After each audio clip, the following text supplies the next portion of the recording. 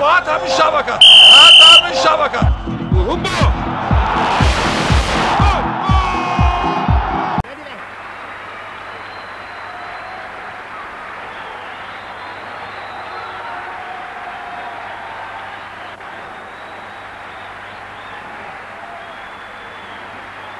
ماشي علي وبينقل وده 3 4 قريبين وكمان يحط جول، يحط جول اولاني، يحط جول، يحط جول. اوف فاول، هيدي فاول، هيدي فاول، هيدي فاول ولا يدي اوف سايد ولا يدي ايه؟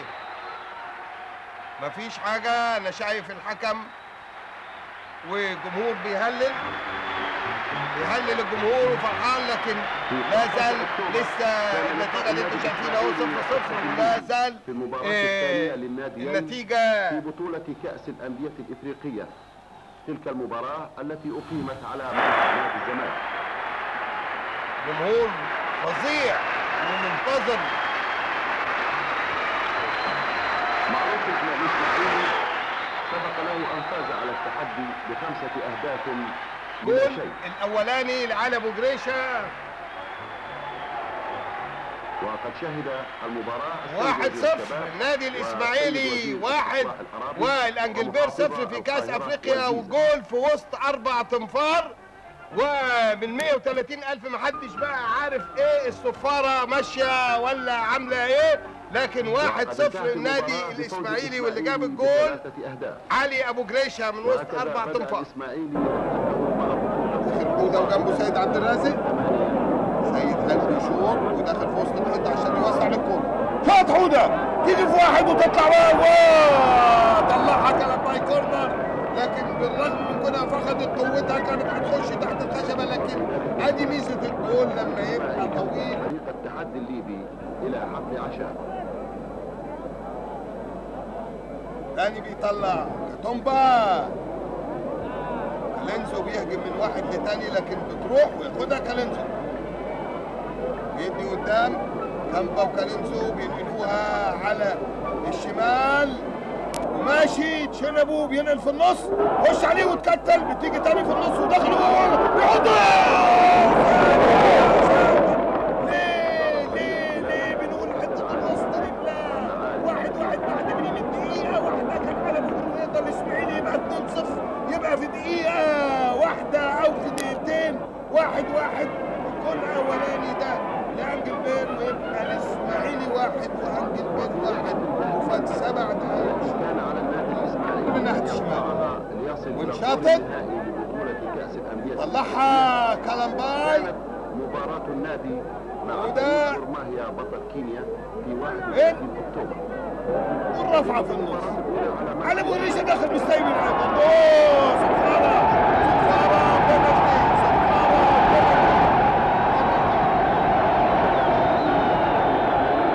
ما في فايده من الاحتجاج. قرار الحكم هو قريب وبيدي وبيشاور اهو على النقطه، وعلى ابو ريشه مرمي في الارض ما عدا اللي واقف في الجول واللي هيشوط. داخل سيد عبد الرازق بيحط، هي في المقص الجول الثاني، هي في المقص الجول الثاني، هي في المقص الجول الثاني.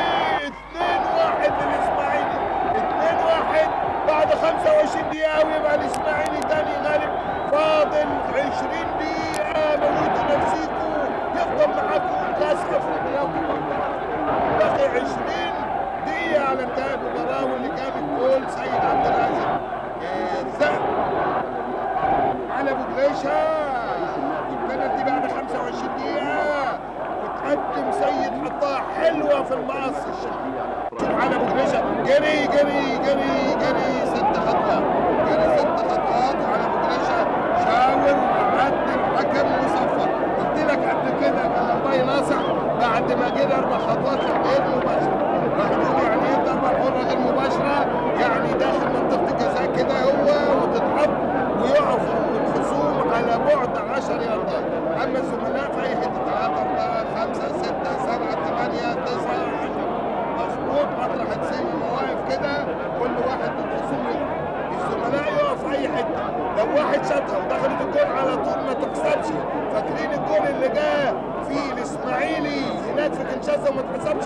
لازم يبصيها بصها وسعد يحط في المقص الجول الثالث، في المقص الجول الثالث، في المقص الجول الثالث، وانتهى الماتش، انتهى الماتش. باقي 3 دقايق او دقيقتين ونص والجول الثالث والجمهور هيتجنن. الجول الثالث وفاضل دقيقتين ونص او دقيقتين على انتهاء المباراه، وسيد عبد الرازق اللي جاب البنالتي هو اللي جاب الشوطه الحلوه وفي نفس المكان المقص الشمال بتاع البنالتي. على ابو جريشه مشاها له زي انت ما شفت مقشره، وسيد عبد الرازق حط الجول الثالث. الكل محرص على النتيجه لانه يعلم ان باقي ثواني، وفعلا صفر الحكم وانتهت بطوله افريقيا، واصبح الاسماعيلي بطل افريقيا لسنه 1969. حاجه تشرف نادي الاسماعيلي. وتابعوا هاتها من الشبكة. أهلا بكم في الفيديو الجديد اللي انتم شفتوه معانا من انفراداتنا وحصرياتنا ولقطاتنا النادرة جدا من كرة زمان عندنا، وبس مش هتشوفوها غير عندنا بالمناسبة. اللي الحاجات دي كان زمان مفيش توثيق، مفيش انترنت، مفيش أرشفة، ولكن تحصلنا عليها من الأشرطة الأصلية ليها وبنقدمها ليكم. شفتوا ملخص وكواليس مباراة نادي الإسماعيلي، وحتى وصل طبعا هو دي المباراه النهائيه في دوري ابطال افريقيا في نسخه 1969، واحنا جبنا من المباراه النهائيه وهنقول لكم قبلها التفاصيل مشوار النادي الدراويش من اول ما شارك في البطوله حتى توج باول لقب في البطوله الافريقيه. مش بس كان اول نادي مصر، ده اول نادي مصري وعربي يتوج بدوري ابطال افريقيا. يعني الاهلي والزمالك بجليل اضراب مش كانوا اول فريق مصري توج بالبطوله. الاسماعيلي لما فاز بهذه النسخه كانت النسخه الخامسه من البطوله القاريه، واول نادي مصري الاسماعيلي، وبعد يومين انه خدها المقاولون في النسخه اللي بعدها. يعني معناها ان كان عندنا زمان انديه الشعبيه وانديه جماهيريه كان ليها وجود ليس فقط على المستوى المحلي ولكن على المستوى القاري. طبعا البطوله في الفتره دي كان بيشارك فيها 20 فريق، كل فريق هو بطل البطوله المحليه في الدوله بتاعته. لو نظرنا لمباراه الدراويش في مشوار الدراويش، كانت اول بطوله او اول مباراه ليه امام نادي الاتحاد الليبي، والتي تمكن حينها من سحقه ب8 اهداف، 5-0 لما لعبوا في ليبيا و3-0 لما لعبوا في مصر. وكان النظام المعمول به في البطوله انه اي نظام خروج المغلوب، يعني نتيجه المباراتين والاكثر في عدد الاهداف مكمل يا باشا، والثاني هي باي باي خارج يودع البطوله الى خارجها. يعني بعد كده في ربع النهائي فاز على جور ماهيا الكيني نادي الزمالك برضه، وكان نتيجه المباراتين 4-2 وتاهل لنص النهائي. كمل معانا نادي الاسماعيلي في نص النهائي، تغلب على نادي كوتوتو بطل غانا، وكان نتيجه المباراتين 5-2.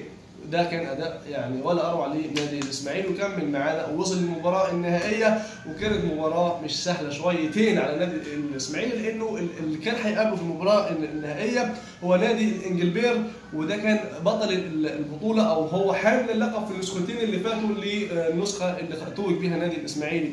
فبالتالي نادي الاسماعيلي كان يعني شويه خوف على شويه، خلينا نقول برضه ظروف في مصر ما كانتش في اشدها، كانت برضه عندنا اجواء غير مناسبه تماما وغير اجواء رياضيه غير محفزه، ولكنه الاسماعيلي تمكن من ان يخطف البطوله من حامل اللقب بطل زائر وهو نادي الانجلبير. هناك تعادلوا في زائر، ثم عندما جاء الى مصر تمكن الزمالك من حسم المباراه لصالحه. طبعا المباراه دي ممتعه جدا. الحاجات لما احنا نرجع لمباريات زمان وكره زمان والابطال، للاسف الاجيال الجديده بدات تنسى الحاجات دي. لا احنا مش هنخليكم تنسوهم، وهنجيب الحاجات دي لحد عندكم في 2023 ومستمرين معاكم. احنا بدانا من حوالي شهر باين في عرض المحتوى بتاعنا، ومكملين معاكم ان شاء الله فترات يعني جايه كتير جدا. عندنا محتوى هنبهركم وهتستمتعوا معانا، ولكن عليكم ان تدعمونا وتنتظروا منا الجديد في كرة زمان عندنا وبس. ودي صفحاتنا هاتها من الشبكه، مش بس على الفيسبوك، لو انت على اليوتيوب هتلاقينا، وعلى الانستجرام كمان هتلاقينا. ولو عندك اي ملاحظات، ولو عندك مباراه او عندك ماتش او عندك اي حاجه عايز تشوفها ابعت لنا، واحنا ننزلها بناء على رغبه مشاهدينا الكرام. دمتم في امان الله. استنونا في مفاجآت اكتر واكتر ملهاش نهايه على هاتها من الشبكه. كرة زمان عندنا وبس، حاجتنا حصريه ومش هتلاقيها عند حد تاني. وهاتها من الشبكه، هاتها من الشبكه.